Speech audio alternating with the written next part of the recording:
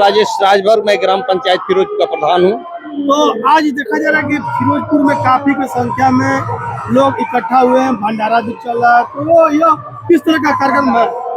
ये हमारे स्वर्गीय कांता बाबा दास जी महाराज जी का 15वां पुण्यतिथि है।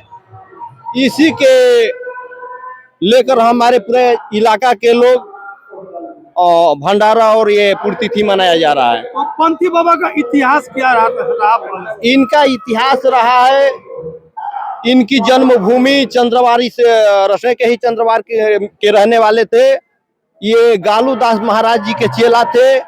इनके जिंदगी लाइफ में हम लोग देखे हैं, हमारे पूर्वज भी बता रहे हैं, हम लोग से जो एजेड लोग हैं हमारे ग्राम सभा के लोग, वो भी बताते हैं कि ये आध्यात्म से जुड़े हुए थे।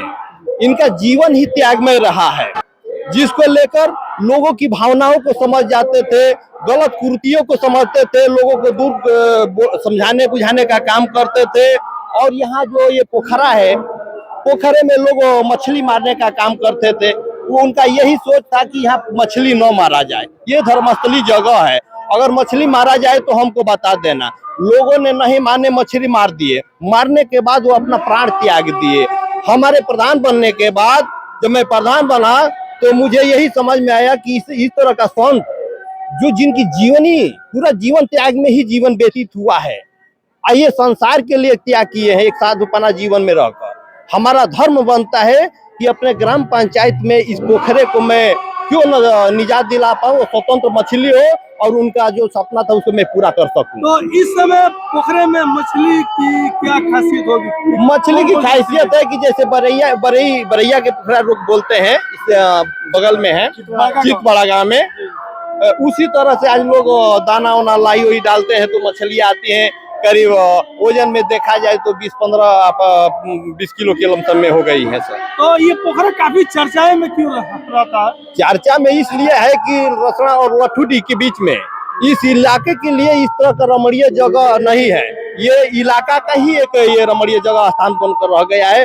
लोगों का आज ध्यान आकर्षित होते दिन पर दिन बढ़ता जा रहा है। लोगों का ध्यान इधर के तरफ हो रहा है कि नहीं, इस मंदिर के लिए कुछ किया जाए। ये जो भंडारा का कार्यक्रम चला है, ये कितने वर्षों से चलता है? ये तो अब इसको बताओ तो 80 से लोग कहते हैं कि 80 से चलता आ रहा है, लेकिन आज थोड़ा हम लोग रूप को और मतलब मजबूती के तरफ सोच रहे हैं कि और कायदे का होता रहे। तो भंडारा में कितने लोग अब तक अब तक तो गिने नहीं है, लेकिन 4000 के लमसम में लोग भोजन कर चुके हैं। तो गांव के जनता को क्या संदेश देंगे? मैं गांव की जनता को यही संदेश दूंगा कि हमारी जनता है और सोच और विचार मानसिकता को साफ एक सुदृढ़ रखे, एक पैनल पर आकर इस धर्मस्थलियों को मजबूत करने का काम करे और पढ़ने वाले लड़के शिक्षा के तरफ ध्यान दे और अपने लाइफ और करियर को सुधारें। ये इस हनुमान जी मठ के मठाधीश थे श्री कांता दास जी महाराज जी, और उनकी आज 15वीं पुण्यतिथि है। इसी के उपलक्ष्य में आज यहाँ पे भंडारा हो रहा है और कार्यक्रम हो रहा है।